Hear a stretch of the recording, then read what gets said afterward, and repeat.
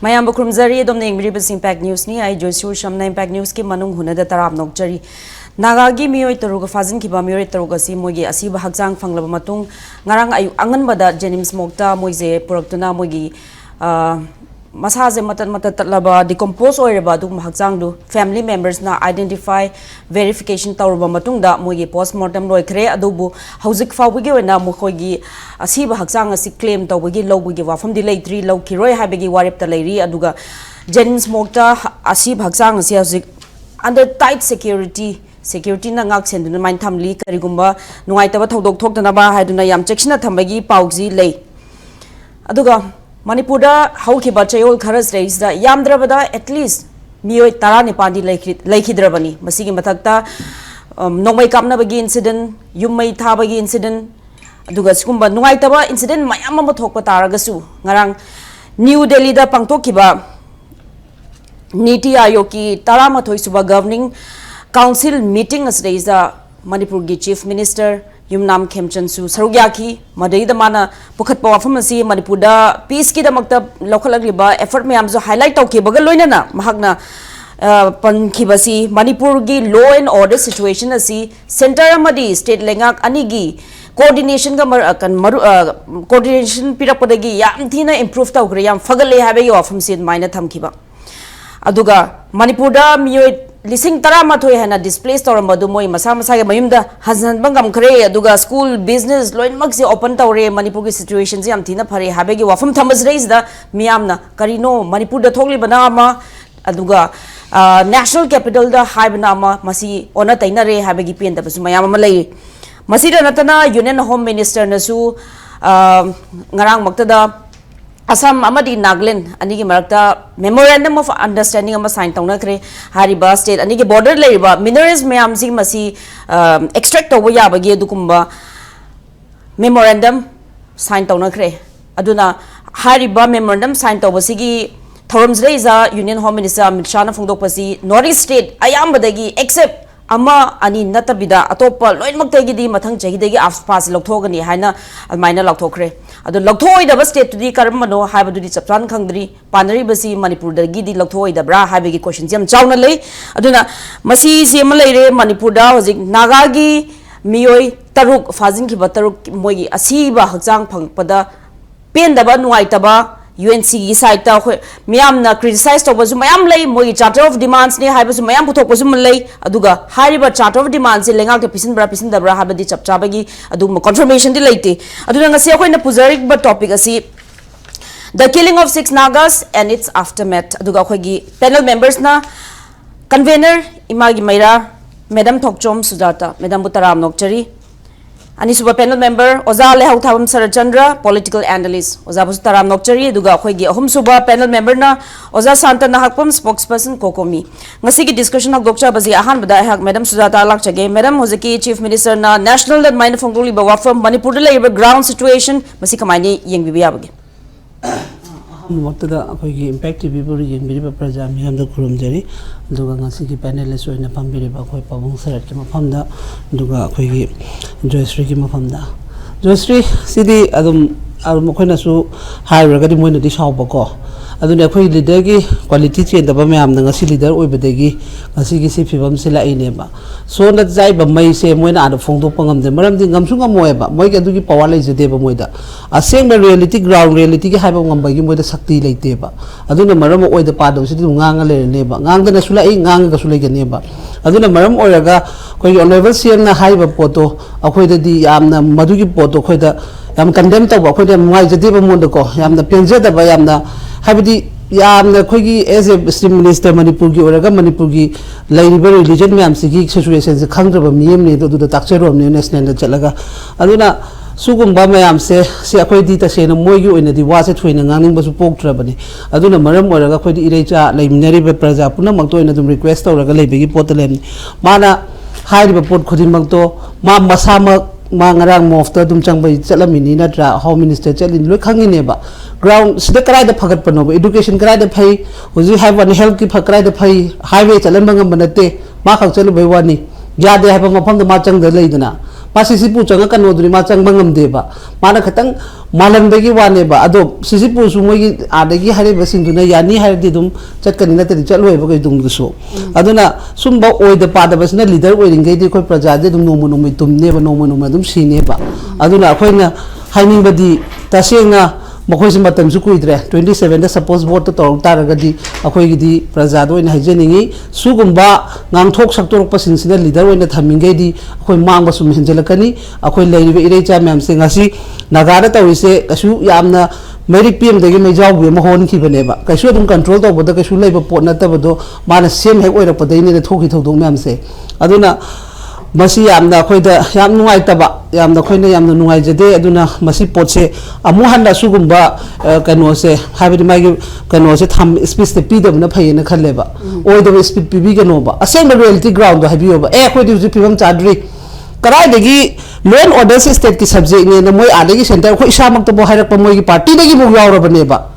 noi gi mina ha ba se voi thama bane ba khoi party da di lei adu bu noi gi mina sumai to hanjabani supreme court ne high grade potuni ado center ki supporting ki wane ba laiba myam se support to dam da khoi gi na khoi na fail hola khoi gi di mina ha bane noi gi position da dum lei re ha ba se khoi khoi do su isam ki na kong da tara la abane ba aduna sumai na oi da ba du ngang lei gi ne ba moi di aduna sidai sida khoi na yam na ngang uraga su hayeng kai do to no khangam de natra ha ba di khoi di pen dra mina hai ta bane ba naga si di du bo ka sa sa la ba si do khodi nuai tin hanu tu gi body pore ha ba da to bo do adu da su yo e kitai gas capsule lai ni angang sing du na youth sing du na katang penja da ba de gi send force khare lak pa du da gari du katang no mu bane ba me myam lai lai na si tholi si kari gi no ha ba gi akhoi tong law gi thogi ba thodok tu gum bane ba abe de hekta capsule pa ne mi mai mafam mamma jaga su oi ni mo fam adu dum khare mai mamme ba adu da capsule imne ba su gum ba mayam si da law and order yam na phare du di akhoi di khangdre ba karam mafam da phari no ma cho champu da phari bra kampopu da phari bra mana leiba yana ba jaga da phari bra ido imphal area asida di amata leite ba adagi madam hoji home minister na phongdom basi security ke labs khara lekhi ba su gi adugi su अरे security labs मन सोई खुदिंग दम high ले रने बा तो लोबे fungi अदु high नि अमा फंगे अदु नि अदु तार मो ले रु नो बा होय बा द पाइ रो नो पाइ नो मो बो हे थोक तो थोक नि सी रे दा अदु द पखुम बी दे ले रे बा मो gi chim phao ne le re ba mo bai hat taw le re ba du pot du da अदु हाई दु ले बा पोना ट्रो yung security खुदिंग द mi si खुदिंग mi manga si ba tara si ba खुदिंग left or chum हाई ले ge tra ba moi aduna bahana gi ngata ne baken kan ba mi natre ba si mi wona tha ba da yadra ba mi ngata ne ba aduna saw na suma na nga sumoi ne de khodi yek na boy ne ba khodi yek na bai na te ba na thau do pa na thau do to ha ba ne ba khoi na bi fazana o se pa da to no ba na ga gi du su mi ni ke no sa san na ti ke no ni thado sari aduna mo su thado la da adu ki punishment to ga da ma pham da di changchen da ha do ga security laugh adu da kan no to kan pi le ji kai gi no moi na adagi madam union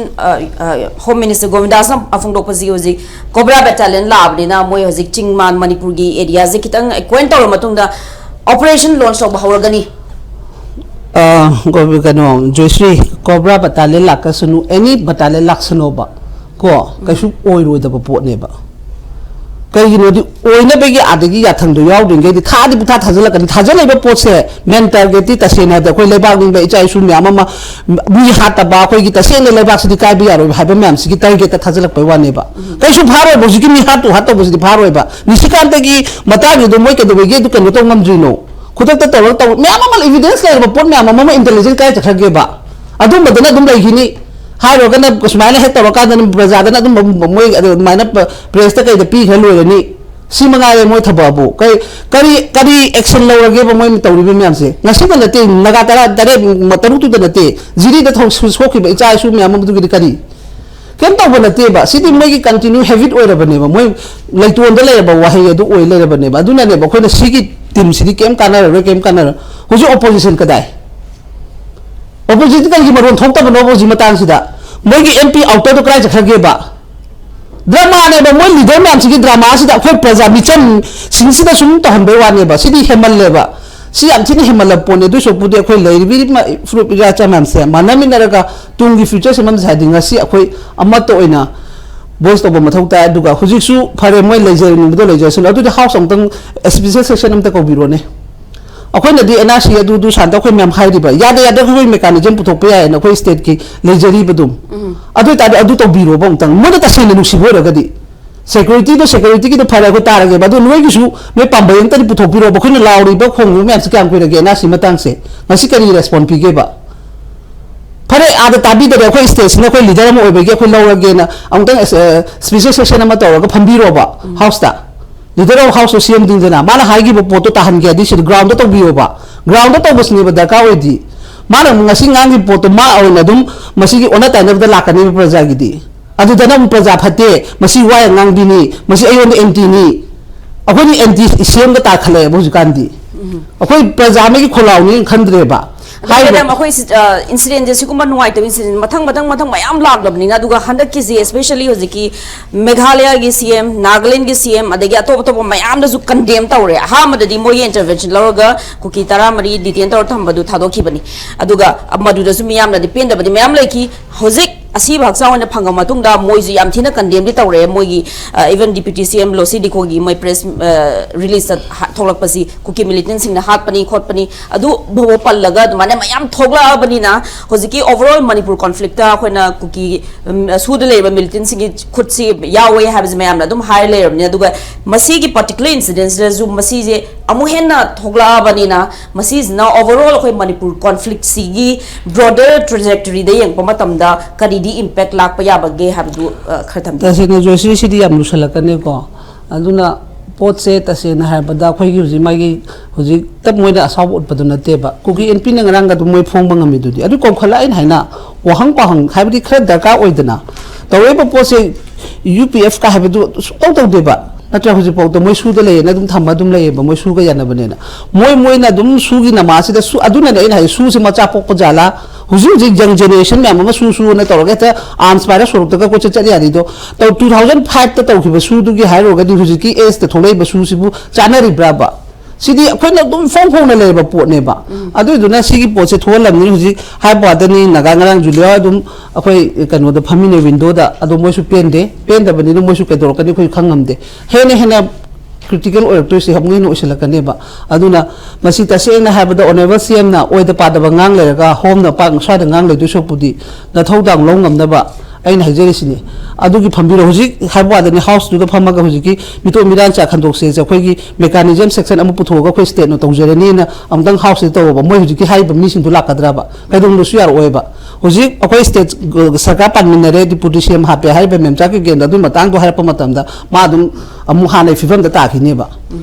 अदुना मरम ओइरगा अदुनि हाइसे लोइम खद्रक मद्रक की pot ना तो ओइबनिना अदुना कोइ honourable CM सिना माना leader of the house ओइबनिना को मोवंदनि हेना कोइदी ngang बताबनेबा मान मखो ओइबनिना अखोइदी अदु अदा हाइबेगी ngang बनतेबा माबु आइदो तोंगान बे यeknabegi ngang बनतेबा तौरेबा सिचुएशन से मान ngang थोइबा आई ngarang ताबदा खोइदो अदु सावत खरेबा हाइबदि यामना पक्तबदो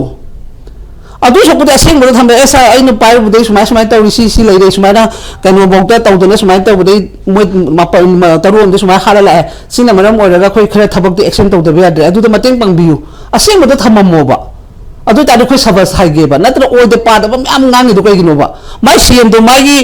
कनो खथिका खरे लौबेगी सुरो खरे कोइलास थाबे सीएम गी दमक तक लेगनो हाबेनेबा कोइनो हाबे उजिके सिचुएशन से मोय पैसा खंत उ लेरिबा पोजिशन उ लेरिबा इश्यूज रे अदुने हाबियो हाबेनेबा अदु हाइगेबा मोय अदुना मसि कानादम अदुना आइना हाइजे प्रजा दोइना खोइदी प्रजा म्याम तासलगा कैदोसिगे हाबा पोतो अदुइना खनाबा नत्रगदी ऑप्शन लेतेबा खोइ उजि मोयदि केम थाजनिङाइ रिते मोयना खोइ कन्बिनि हाबसिदि मंगरा तान भाई दुगी चप मानरबा पोनेबा थैंक यू मैडम मथंग वांग से है ओजा शांतना हापुन लाक्चगे ओजा ngarang maksi DGP Manipur Mukesh Singh Manipur की सीएसओ कोकोमी अमुको अमदी अमुको का अदगी पुलिस हेडक्वार्टर्स ता ayam to officials yargad maina mifam fam ki bagi pause khoina ta zai duga isa maksu hozik ki hariba mifam je saru ya biki ado ozada khangjaring base manipur da hozik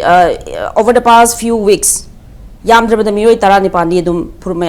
pulap ki pullaga lekhi da bai thokdok lai khre aduga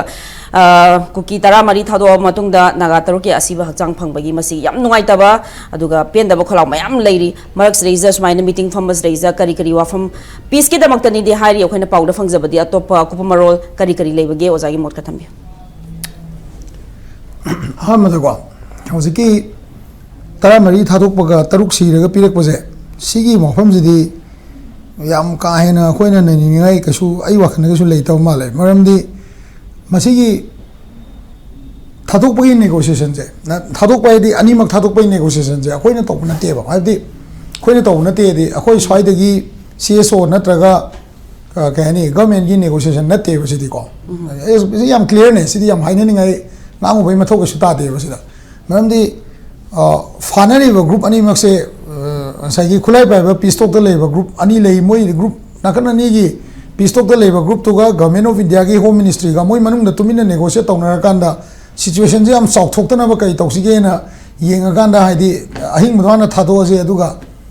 serious ji chok ma dum khangam ngane ba yam se na ba ko han khangam ngane khoi ba dum nimuni bu khange ai tare khoi na proof tawngam da tar so ko chok ma khange ba aduna si matang hedi yamna kani nei se jaga ile leite ba maram di hoi kai samna ha da ko united naga council na mana tongana pura tongana negotiate tawga kuki in pi hoi ga ma phamin na dana ko tana tawga na handing over ai bam le ba si ko mi handing over tawna ba gi procedure na te mo ise ko the process to the escalate tawna bona da some political hayang si khangane June 18 matung da ko June 18 matung ai di parliamentary election je loi matung da khangane ba si gi negotiation je kamain to gi ge je June 18 bau di ai wene di comment pining de ai maram di June 18 ni matung da whether ngasai kuki so council na Susanpur ki kuki MLA मैम दुगी boycott का हंडोक तना खोट तना तो रही ma'am से political movement कर लाकर तो माले आई वक्त ना को हदी नागाना सी फंगबा दु फंगबा दा खत तो मर कर तो माले मसी आई ना इन्हीं से हाई बा लेगी देवा मीजिंग दुबु अकोई ना थोड़ी देना लो भाई नते पर मसी की negotiation जे CSO की level दे ना तो के people की level दे तो होगा था तो रोक negotiation नते बसी जे सीधे याम थीन clear नहीं बा मरम दी खोरंग घुसाव नरीबा मी मैम अदगी यूनाइटेड नागा काउंसिल नागा होजी असीबो इने पिरे गायना साउजनरगा मोइना बन कौरिबा होय साउजनरबसो हाइरगुमजे सावरगा बन कौरिबा देन ngasi अखोइगी जॉइंट ट्राइब काउंसिल की मीटिंग मोइ मैम फमबिजे सी रिजल्ट ngal ले खंगाने बको वैली दगी कना कना CSO को पुनमिनरगा करी एजुकेशन तौदुरी कमाइन मूव तौनी एजुकेशन जे फ्रूटफुल होयद्रा होयद्रा मणिपुर तो इज ऑलवेज डेट असी बन मांगजे बनेबा सीना सी महाना थमजगे मरमदी I side as an activist अमोना पेन खर लेबा मरमदी वाई डिड अदु खंगे सिरे पिरानी खंगु तारगदी कई मरमगे अहिंग मदो पिथोय नोय हातोक से हाबन तेबा इन हाइजे एटलीस्ट सम पॉइंट ऑफ जगह खरा बौदा असी बजिंगदुगी सिरे खंगमनिना प्रजा सिरे हाइदोक तता जुको मोय किडनैप तौगी मी तरेट अमा फारे मंगा अम फारे हाइरगा असी बदो अहिंग मदो पिथोगा असी बदो सिरे खंगमनिना दु लो सु यायबा that's why the Manipur they can yaw they have in oza adudi why Manipur lengang na Manipur ge home department na 450 personnel thadoga thiraga 24 hours search matung da asi bhagjang phangbani habigi masi stage show ne hagi dori aina hajali je Manipur government yaw de habna te Manipur government ga government of India ga khulai pai ba peace talk lainari ba group sing duga wari sanaraga praja khangan da bidan mediate tawne hajabne aina haje ko aduna bu praja sing si prior knowledge leiram drib ne ba aduna bu agitation mayam akoi makan da kaida koi lang ko tana tawduna rally chatna asi bu pir at least syria ga ju khangan bi ro bo hai ba hora ne praja na tra adai do the some sort of mediation no da hoi NI ne bu di case pai ri ko hayeng ko na puthok pudi yai mi apa ba sok posing do ko si jine na situation de escalate taw la amni da sima han tam jage ani ju bu da DGP una bai wari ho ji khang biri se ko DGP una ba se Manipur da ai wakan ai gi wakalon da ko as a Kokomi Mio Moina Amadi UCM secretary Wena. Masi good step in Logze Haitare. Good step in Logze Avadi Mamang the Lem Badizido I can say so Ombona Gidamale. I am forced to Ganda, Natra. Had the consultation with me am Tause. I Marmatadum Summa Mifam at the public meeting the some Heiser never. She say priority say Canoneva, Akogi. Police ना law and order का इबा कांगुसिना inter community की meeting जम host हो मथौ ताबनेबा समना इबदा periphery area दा nga iba sipai sing hai tare ko BSF oigera cobra oigera whatever lai basing no moina ngasai gi chingla thak lei bu ga makha thak lei bu ga politically tina han be ngam drabni na through the armed forces edi akoi sinjamai de kai dai che sumati oi kai wai marakta armed forces meeting मैम तौरी दना को अदे वोगाई दे तौई याई पोक तो तौई Sumba मिफम जिंजे organise तौर काना खुन गा वारी जाना बगी पोट मसु लेहन बगी रूम दुने वांगरांगी स्टाइल से को हानमा सेनापति वारी सावरे खांगपोपी वारी सावरे माना हान मदा हाइबसी अकोइना सी सी की चैनल से तो हाइजबा अकोई की मणिपुर दा rehabilitation की process है government employee दे होगदम ने आइजे कनागुम्बा ममा मपा कनागुम्बा employees इंगी association जिंग नदी यानिंग होए बको कोई ना आइजे मतलब दी common people तक यदि मोइने ने secure होए बा समना है secretariat की employees इंग को अदेगी अकोई की जेनिम्स की रिम्स की क्वार्टर ले लेबे employees इंग मपाने हम का है ना थोक तरसु यावा secure zone ले लेबे इतरे अदेगी अकोई की IRB की सिंग अदेगी MR की employees इंग mix up तो हम संगे mingling में दकार होए बस अकोई की खाना की वजह कर काउ थोक ना बाहर तारे को मागी ऐसा ये लीगल ने अदुनी फॉरेनर ने अदु कोने ये इंसे बको सीमा अकोई ना मोइदा मोंडा अकोई ना मान हाइजर कोने से सीबाउ दा तोंगम द्रेन हाय अदु अकोई साइटे दी कोकोमी की साइटे की दी मरु होइना कोकोमी रिप्रेजेंट होइन चपनी ना को अकोई साइटे दी अकोई कुकी एनी कुकी है दी समना है दा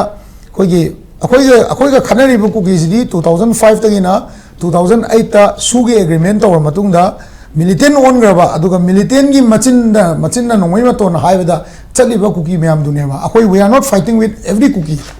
every thado every hockey every simte mate loinwa ka khana bunateba who are foreigners will be decided when we conduct NRC hojiki oina di akoi di kainoi ganda su agreement gi matungda poppy plantation tawraga narco funding gi manungda lakpa sigumba group sing jiganeba akoi khanai je si akoi DGP de am clear oin tamami ko अदेगी उसी even some थादो खरसु तुम Imphal मनुंग the Larry अखोय ma'am ने यारगा Manipur ma'am ने यारगा लेरी बने सिदा अखोय ने sounding ता मांग द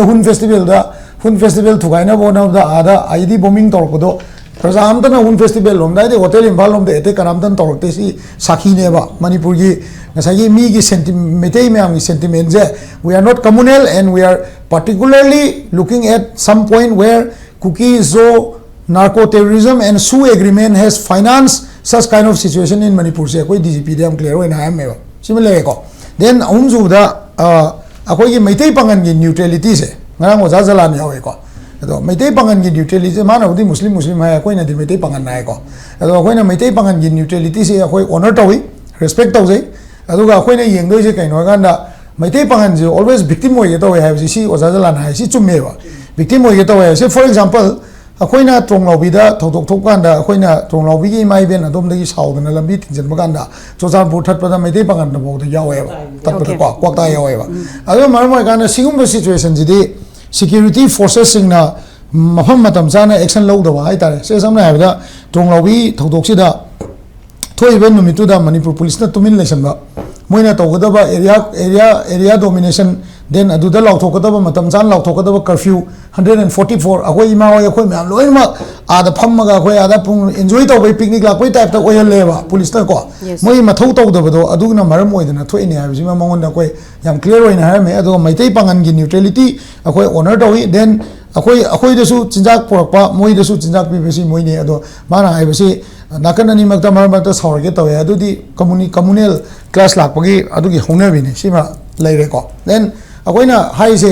रिहेबिलिटेशन की मतंग वारी साई रिहेबिलिटेशन मतंग वारी साबसी अकोइना रिहेबिलिटेशन जी सम एरिया से दोलाई थबी अदगी ngसाई इको सुम जगह सिंग जे चंग यारबा जगह सिंग लेबा मणिपुर की होजे को हाई ब जगह सिंग जे सिक्योरिटी फोर्सेस सिंग दुना यंगजन बवात पदगी फॉर इंस्टेंस अकोई की कनोगी सिगी दोलाई कनोदा त्रोंग लौबीदा थौदोक थो मतुंगदा मियोय खरना मागी मयुम सेंगदोक चंगुबदा नोंगानबदा आईडी लेरमबसे सुम थौदोक से जन जन थोक तादी पब्लिक कॉन्फिडेंस तो सिक्योरिटी फोर्सेस ता लेरोय हाबसे कोई मोहन दसी याम क्लियरली थममी देन मागी याम कंसर्न होय पोचे डीजीपी से माई याम कंसर्न होय पोचे माना हाई से सोशल मीडिया पोस्टिंग से बोथ साइड हाई तारे को मा हैंडल तौने हाई अदुगा रेफरेंस तौनबा तौबियु अंगांग सिंग दा हाइबियु यूथ सिंग दा हाइबियु सी मागी वारी नि माना हाइजबनी अदा कोई ने सुदु माइ को कोई मसी की दी कोकोमी नतना कनाना वो है ना खंगम गदगे अदगी मैते पांगन की चिनाउ सिंग मैते गमर इवन नुपी चेन बै भौ फ्रेंग हुन्नाबा लेदना को अदगी particularly ngang han gi drug pha chapada thang thin bai tok se sima yam phajana panare adagi oja jalana moi gi so adum drug ki problem se मैते Pangan gi marakta ya major oiba issue le oiri aduna moi gi su drug chain da mi sing je phaba matam da social boycott toba kotpa moi site ju society control tongna bone hai yam na maru oiba point ma khoi gi Imphal West ki SP na ma ho dore hai dore je kai noi ga na khoi gi nasai gi khoi gi lan le ri manung da naha kara khoi gi 1 month 2 month gi training pi graba na jing gi mata ma ho dore DGP ne su madu endorse tawi ko adu khoi na ngarang je sumaina haijar mane khoi gi Manipur si da ꯂꯩꯔꯤꯕ ꯅꯍꯥꯁꯤꯡꯁꯤ ꯑꯩꯈꯣꯏꯒꯤꯗꯤ ꯈꯨꯠꯂꯥꯏ ꯄꯥꯏꯕ ꯂꯩꯔꯝꯕꯁꯤꯡꯗꯣ ꯏꯁꯦꯡ ꯁꯦꯡꯅ ꯍꯥꯏꯗꯣꯛꯑꯕꯗ with agreement with the governor of that time ꯑꯩꯈꯣꯏ agree ꯇꯧꯅꯔꯀꯥꯟꯗ ꯑꯩꯈꯣꯏ ꯅꯍꯥꯁꯤꯡꯁꯦ ꯒꯕꯔꯅꯔꯒꯤꯗ ꯈꯨꯠꯂꯥꯏꯁꯦ ꯂꯣꯏ ꯄꯤꯈꯠꯈ꯭ꯔꯕꯅꯤ ꯑꯗꯨꯅ if somebody is holding khulai khara swaida paidana khotana leram ta di that is magi personal responsibility ni adudi through any kind of law adamana tawramba crime hai tare ko matamdu de akoi gi ngasai gi defensive mode ta akoi khulai pairo bane akoi naha sing se ko aduna maram khulai myam loi surrender tawre aduna to bring those people those young generation to normal position the porak pase DGP chief minister honorable chief minister na sumana 8,000 more than 8,000 armed police force lau ni na haise sidai da DGP na su thawai yaubi raga sugumba young naha sing se sigi sing se police force manung da yahol lakanda moi gi favorite job se leba ngak po ibani na niti niyom chumna under the law leba ngak na ba tawbiu habse si wari si chane nga do sidai en ba wari kem chana leite hojik thoi ba situation sida ma de-escalate tawna ba kan honari ma nauri aduga 11 numitra ma thoi train thoi ni shubda ngari ma laise aduna mangona su kitang situation je study tawna ba hai tare ko adugumba matam khara ma na su longning ba aduga CSO mayam dagi praja mayam dagi support ni bani mana ngarang mi pham je sumai lei yauna positive meeting ni haizab tare but time will tell action je kamai lokhat page habese mathangi wang se ha political analyst oza le hautam surgeon lak jage oza mayam situation mayam je oza ngai opening remarks mayam le ma oza tabire aduga especially oziki UNC gi site gi after mogi mortal remains phanga matungda mogi press note ta tholokpa mogi charter of demands masidi ayamba points ayamba si miyam na judum su je abrogate to view ha khotpiu habse not only the Naga community but atopa mayam ju adum haiduna dum lakpani but hariba mogi charter of demands si masi taseng na lengak ta memorandum pisan da bagi confirmation di chap chaba di leite oza mayam je yenga oza gi mot kar thambiu number 1 da UNC si karino UNC si kanano mi ama natraga or any organization ama to matam da organization dugi magi identity am kunna khambam changa bako maxi tasena civil society organization la natraga na frontal organization la natraga NGO la natraga ma se literary kari no guys kunna khambam changa aduna UNC kanano habsima hana khambam changi ko ani subada makoina charter of demand habo tamam sinri se phrase ama moina to risibu kanada piba charter of demand to matam da angamba shakti leiba madu authority amada piga do ba documentary oiba pot amada piga do ba aduga press release oina thadu adi madu di bogi slogan natra appeal press thadu adi aina pot ama pami Manipur da si to gadam ni khogadam na appeal oina press release da toraga ai apamba do phongdok chabaduna maduna magi akhoi citizen singi natra organization singi magi free kano ma akhoi apamba do phongdok chabadina ko expression do ko natana charter of demand hadi chief minister da pigera government ki kano da makok wediba chief secretary da pigera governor da pigera kaino amada pigadam ne ba tolop chaba authority office amana piba taraga su magi authority oiba potu da pigadam ne moi se animak se aidi bhab ta da moila pai da hair ga khoi se blind follower oina mit se khumjil laga angau badi haja ningdre ko apang me lo pak chat ba left right adu di aidi madu di haja ningdre dun ai charter of demand ba wahi se masi me be mana hai bi budi wani aidi madu di aidi haja roi makhoi gi apam appeal khara piba ne nei lojge ko amana UNC hebse NSCN IM gi frontal organization amana handak ki tawri punamak se NSCN IMC lead pasaya roebo kari da makta mi akoi Nagaland gi nephew chief minister da chatlaga moina hairisi khemchan si khoi gi Manipur gi chief minister na ba moisu Manipur gi chief minister khemchan kalam ga chalisi khemchan mo moina neglect tobra nataga mari leina di han khalibra nataga moi authority moi mapi mapa oi ba adugi makok oi ba bharat sarkar ni su yamna masak nai ba man akoi north akoi chief minister sing manungda nephew so amane ba konor chama akoi Meghalaya gi sisu amane ba khwaidagi hena mathauna leina tawri ba sina Assam chief minister Hemanta Biswa Sharma ni aduga Mizoram chief minister se masi amna sakti leba Bharat ki wang ma ba magi area operation je tawr ab adum akoi ke khwaidi soli ba chief minister se akoi lebak sigi akoi Delhi दा चलकान शांति ओरे HYBE ngam basi minister sidai hena son baletre dana ko akoi sida mai hongran mana chat matam da mi kaya ma sir dubu billion gi matam da phatre haidna mi pan mi pun toi ko len to mang mak na yam thina criticize to gra bane matam du gi government to billion bu sogo chabu sunate karim na te ba akoi mangmo di hena yad ba mi ne ba billion government to adu mang het oi ba dei di het oi ba dei nom da kang da mi han mi pun se song tok tok te do ma bu di nungai rom gali Modi chief minister ऐसे सरकार की थादर पर बोरा खाओ दोगना तोड़गा मंगों पूर्ण लाउना तारक पा कौशना बोरा खाओ जो हम पिरक दोगना मंगों दी फाउरम गने बा याम नुंगाई जब दो अदु मरन मथुम द खंगदे म द खंगदे मीना बेकार तो खंगदे हंदे की चीफ मिनिस्टर सिदी तेन के तेलु सागे सांगो मपुन सिदा अपा अमुक दी थोक दो मानद्रे हंदे की सिना रोय दो माले को अदुना मसदैना खाइजनी मदी मुइना हारिबा यूएनसी से मसदैना आई के माइ जगे कोई एनएसएन आईएम की मागी एपेक्स कहना तो रिबा एपेक्स तब है एपेक्स है तो मुई मनुंगी एपेक्स हो रहा अदुगा नागा पुनः मक्की होइबा एपेक्स बॉडी ने हाइबदुदी अदु रदी होजिकी मुई न तो बदा कंट्रोवर्शियल ओइदी से मुई एपेक्स बॉडी अम ओइदबई नेबा मुई न कौजबा आई इसान पासे निंगदौ कौजै हाइबदुनेबा मकोइना एपेक्स हाइजबने मुईगी लेदिबा फ्रंटियल सिंगुगी एपेक्स ओरमबि है मिस्टर उरिबसे यूनाइटेड नागा काउंसिल यूएनसी सिमा लेरेको अदगी नागा हो दे कोई सिदा कनो तौद्रे अदगी नागा स्टूडेंट्स फेडरेशन जे कोई सिदा मोय नोटिस की ओने लै कोई एनएसएफ से अदुगा आई कोई सिदा कनो तौसिना all Naga students association Manipur नान गी दो यावरिनी मोय से अनसम से को अनसम यावी मोय न कंडेम सु तौरी अदगी मनमु मोय गलवेने दिसी बैप्टिस्ट वर्ल्ड अलायंस का धर्म की पोट का सु यावी को अदगी अमना हाइजगे नागा वुमेन्स यूनियन सिमसु मुगी फ्रंटियल ने को अदगी नागा पीपल्स ऑर्गेनाइजेशन एनपीओ होजि वाथोक ओइबदा यूएनसी का मु एनईसी नागा की ग्रुप मयाम से मनung दगी पेन दब मयाम फोंदु इदुनी अदगी अमना मु पॉलिटिकल पार्टी म मुगी विंग जे मु नते ga hayo roi एकोगी नागा पीपल्स फ्रंट एनपीएफ एनो जि बीजेपी का लोइना सासन सेमिना दना लेंगोनर ग नु असु नो कपसु कमिना न तौरिसे मसी जो मोगी फ्रंटियर मोगी ऑफिस में वायुत सिंह अटैक तो ग्रब ने पेन तो रिमने बा अदुना हारिबन नागालैंड दा लेदिबा कोगी नेफ्यूरियो से मा उनबाई से मखोगी दि मरम चाइ ने दि लोगजेबा मोगी होइना अखोई दि नुवाइ जदबा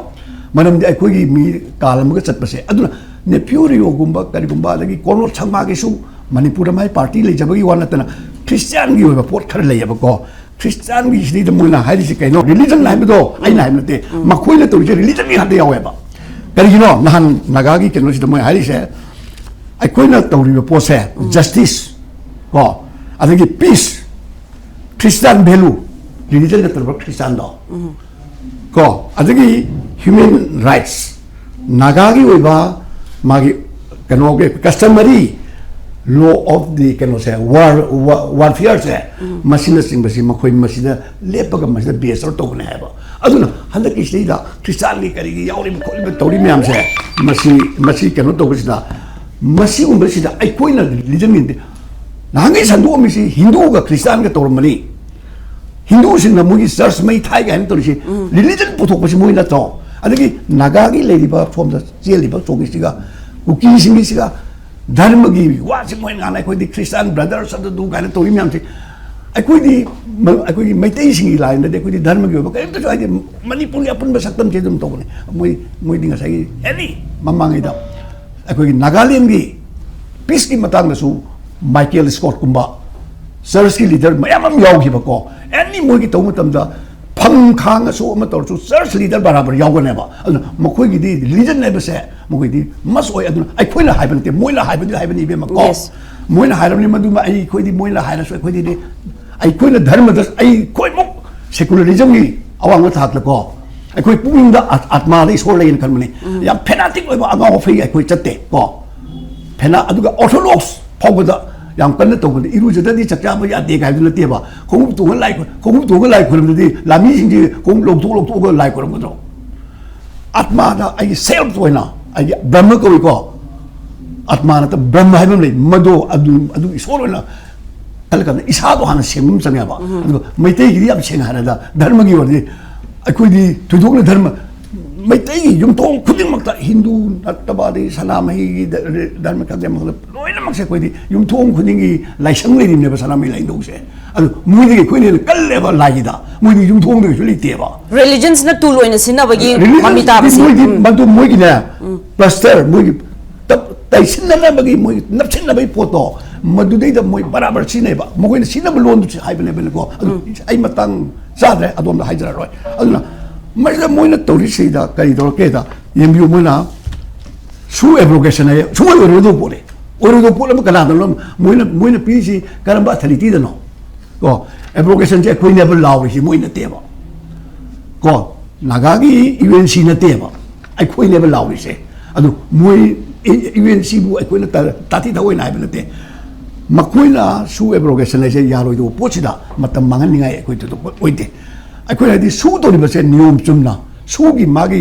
ꯄ꯭ꯔꯤꯟꯁꯤꯄꯜꯗꯨ ꯉꯥꯛꯅ ꯆꯠꯁꯦ ꯍꯥꯏꯕꯅꯦꯕ ꯅꯣꯡꯃꯩ ꯐꯔꯦꯡ ꯇꯨꯔꯦꯡ ꯇꯧꯗꯅ ꯃꯣꯏꯅ ꯇꯧꯔꯤꯉꯩ ꯇꯧꯕ ꯁꯣꯝꯗꯅ ꯅꯦꯝꯆꯥꯛ ꯀꯦꯝꯄꯦꯟꯒꯤ ꯅꯨꯄꯥꯗꯨꯅ ꯁꯨꯒꯤꯗ ꯌꯥꯎꯔꯤꯕꯗꯨꯅ ꯃꯥꯅ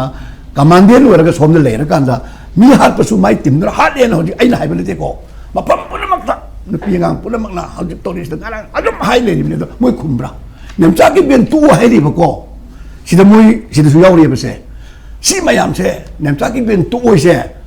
moi du kholau ne ba ko ka sai slogan aduna aina hajari di makoi poto phatte ba na te ba mayek seng na makoi na charter of demand ba wahai du gi ni ko di manai do adu mai hajage moi hai ba demand pun mak du di ai khoi la hana yar ba apa mang akta ne ba ko phatta bam te yau de ba adu tam la na sinara di tam la sinara akai ba la ka ne ba ai khoi yam hai sing na ba hajalu ya de ba ani subada hojik si karino hai matam da khemsan amasung magi lady but timsina natraga ngasai police ki makok thong base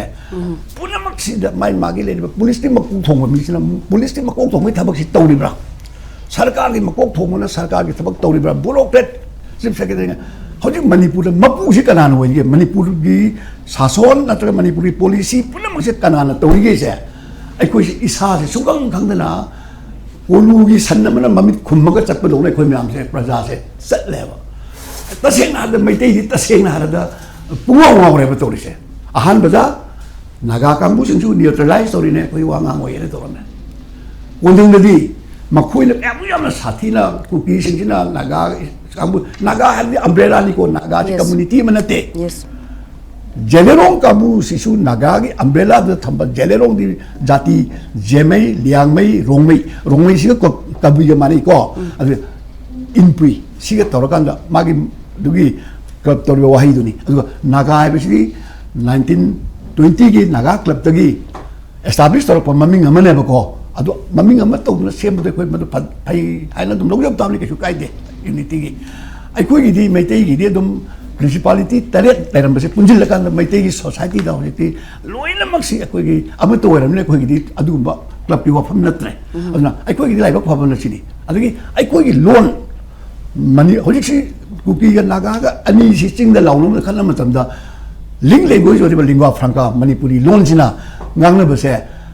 ta apa tu nungin waite moi na khanari bahasa ini betul tahu tu bu aku lagi loan tu natre di sini apa si ngamde English la laung ngamde moi kesu khangde ba ko sibu maga si tong dai koi si gi we ba post ai koi value se masile aduna ai koi na aham lein hygienic badi kali gino hojik lai di issue se karmain tong ge matam da UNC na tori ba post se NSN IMC hojik karmain tong film da lei ge matam da NSN IMC hanagi kanogi koi gi phijogi NN kanogi Naga National Council doko madudagi kaine ratna Shillong Accord si yanada dana tawdai di khablang ne susane sadagi milwa ne ahum sinan lit torakanda NSN IMB kanosi mu la akanda akung bada mu kari dore masdi mo kaine rakpasi koigi masi kaine 1980 gi January 31 sida haniba kanosi kaine re moise kanodagi Ada kaina rakan sida aku mula mu masen mu nuar yana rata na mu April 30 1988 sida isak sisuna manan lusimba ekoi NSN IMC torga somna mu khablangi group amang mu mu kaina ra ineba ani hoji su naga manung sida macet sit tongdona UNC khangde ma khangde sina som gi akoi gi muiba gi grouping si da mo gi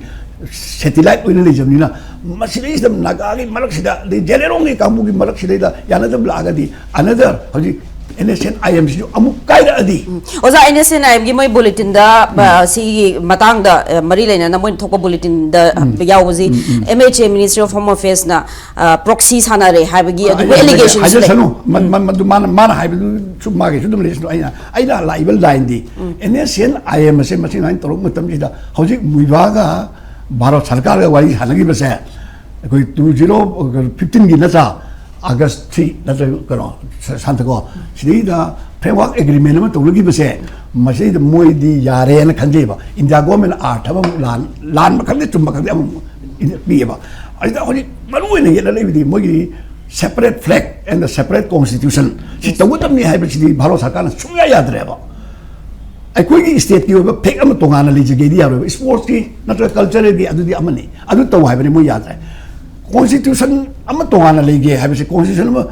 koi Kashmir ki taram du to imne ba yad re ba ko ana sigi matang da miba se masi anjuer ma ki hingi puji se da phire amtang tawna bo na da marak se da Nagaland na chumu koi Eastern Nagaland di pot mu kai da tan mu tawni sini ko adu Nagaland kai bi dinate sumain to na koi moi su Southern Nagaland gumba am tawra kan da Nagaland gi mangi to ko late aduna masi da bharo sarkar ga moi ga jana da pek am tawra ni ba po se sei da masih mana hendak kita kopi je bayang tak yang tu na NSN ngasai ngangam ni bakal mi tori pulung tu hendak kangen nali se kain wala mai ai nak kanjari sini positive line je ni apa kanjari se patah orang dah nata ba ai koi mayam mi yang tadi moi nak tori pium se atau penaga ma umbrella dah lagi mayam se habis stakeholder mayam se si wa ita dah na moi thok pam ai koi nak tori luar ai koi di civil society ni ai koi kain makuk ni noi dati macam mayam jadi aku ni tahu tak aku itu ingin kita melihat betul bagi wakalon nama lebra madu ni pun macam waru tu nak lantan ni se ko anu mu amu correction tu na aku ni lebra mu tara mari do madu adu mu na mu kharap mabu chen chawin na kuki di chawin na kuki ni na mu na phari ba mi tara mi taru aja hatu ko thana mi se masih kana na pubulu se haida na missing pot on uhla ba mangi boina so bi na nagagi na aku ni Pabani, aku ikut lagi, macam sih lagi, loya hidup pani na, mungkin liang biar loya ba. Aduna, somda CRP gentleman nam lagi na, ada ila amba kamal kenoma DGP do, maduna, head up tahu tak apa ni, kot ni na damka tahu ni do, madu hujik lagi DGP sih lagi na mana, DGP sih ke maga sih, liang sih mana, center ni oi beli aman state kita orang ni, aduh DGP sih lagi main mamang lagi bangang sih, apa tu kesuk kum deh ba, ko, aku home minister kesuk kum deh ba. Andi asal ma pali pai le dana poto phamdo anu sida makoi to se ka khai na ko kai ro sa phal ga le di moi di loi khangam ni tor kan to le ene sien gi le di ba mangam le jeri se bharat sarkar ga le ni se masi pungkai kai ga dra hai se mo hi apabal lambi da positive line da mana ka khaitang relax tor ga dra ai ni singa bani ko adu oya bana te aduna hoji si sigi politics am su u da ya ro ba aduna hoji la idi Nagaland gi pose hoji chungtok tok te ba Hujung lagi di sarkar jauhin dari bah, sisu Nagaland ni potu yang dom nanti bah, aduh, aku ini hujung lah kalau di, puna maksud lagi ke su, raditi je nanti, isim jauh kan nanti, kaya hamil ke su, utup untuk tumin lagi hingga bertanya bah, semua itu tu na, kuki sing na, Meitei singgu, bangla beda makta, schedule strike ki, wahai yang putu orang Nagas itu kerja itu orang, metri tahu ke begitu dia, yang Nagas yang ini itu, Nagas di mabuk siang menila. Potu yaura kanda adum loisingal muidi madugi maminda Meitei mayam si attack tor ini yung kai mai thal na khotan tor ini adu di makoi gi di agenda Naga su misang akoi gi oida ba tor me ko Naga su oida ba tor Meitei da la mang na ba tor Meitei da di moi clear oi da moi chang Meitei chang ndam jo ko ngam de da na khem cha lo gi live gi ho ara ngam de na cha akoi civil society sin dina chang ya ra su thongla phala chang ya su moi na thingal le ba lam di da hoji civil society na harun manak tu dah. Yes. Serius ke canggih bakang umli ni aku. Aduh mungkin tinggi ya loh ya pak. Aduh, hoji di Nagas mu onjil laga mu tahu lah nanti. Aku sih hingmin apa tak beli na. Musuh Manipur saya hoji di nungai lah aku itu. Longlik Manipur hai besar. Nagas ini kalau so acau buk kolau mu le. Yes. Aku isu betul le. Aku apun buk kolau sih kalau ini na. Nagas itu nungai tapi macet maya saya. Tahu ka? Kai bagi tabak si tobi kan pun lah hingmin nasi.